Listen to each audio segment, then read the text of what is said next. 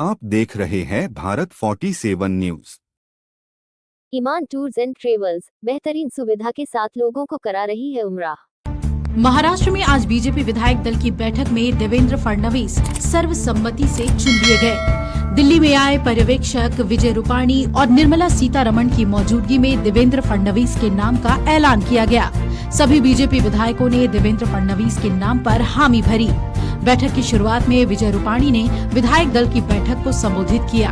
इस दौरान उन्होंने कहा कि कोई भी विधायक अपने नाम का प्रस्ताव नहीं रख सकता है। हाँ, वो किसी अन्य विधायक के नाम का प्रस्ताव रख सकते हैं। इसके बाद वहां मौजूद सभी विधायक ठहाका मारकर हंसने लगे। इसके बाद बीजेपी विधायक सुधीर मुनगंटीवार और चंद्रकांत पाटिल मंच पर आए और उन्होंने सीएम पद के लिए देवेंद्र फडणवीस के नाम का प्रस्ताव रखा।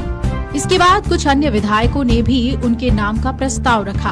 बीजेपी विधायकों ने मेज थपथपाकर फडणवीस के नाम का समर्थन किया और फिर विजय रूपाणी ने पूछा कि अगर किसी और के नाम का प्रस्ताव रखना चाहते हैं तो आगे आ सकते हैं। एक ही प्रस्ताव आया हुआ है और कोई प्रस्ताव है पक्का? तो सर्वानुमते यानी कि सर्वसम्मति से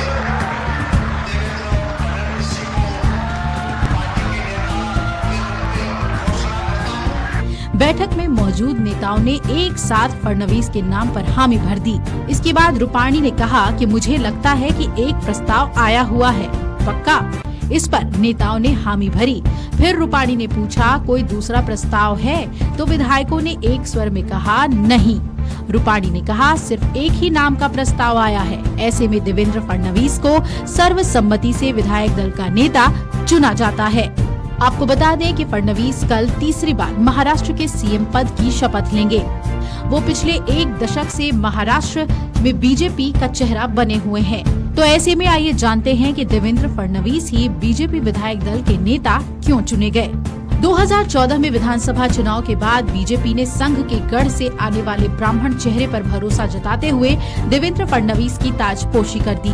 वो महाराष्ट्र में बीजेपी के पहले सीएम थे जिन्होंने पूरे 5 साल का कार्यकाल पूरा किया। 2019 के चुनाव में पार्टी ने उनके नेतृत्व में 105 सीटों पर जीत दर्ज की, लेकिन शिवसेना के सीएम पद को लेकर अड़ जाने के बाद वो सीएम नहीं बन पाए। हालांकि उन्होंने अजीत पवार के साथ ही कोशिश की, लेकिन शपथ लेने के 48 घंटे बाद ही इस्तीफा दे दिया था।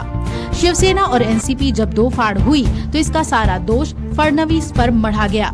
उद्धव ठाकरे ने देवेंद्र फडणवीस का राजनीतिक करियर खत्म करने की धमकी दी थी। इस दौरान उन्होंने स्वयं को बचाए रखा और बीजेपी को दोबारा सत्ता में कुर्सी तक पहुंचाने में महत्वपूर्ण भूमिका निभाई।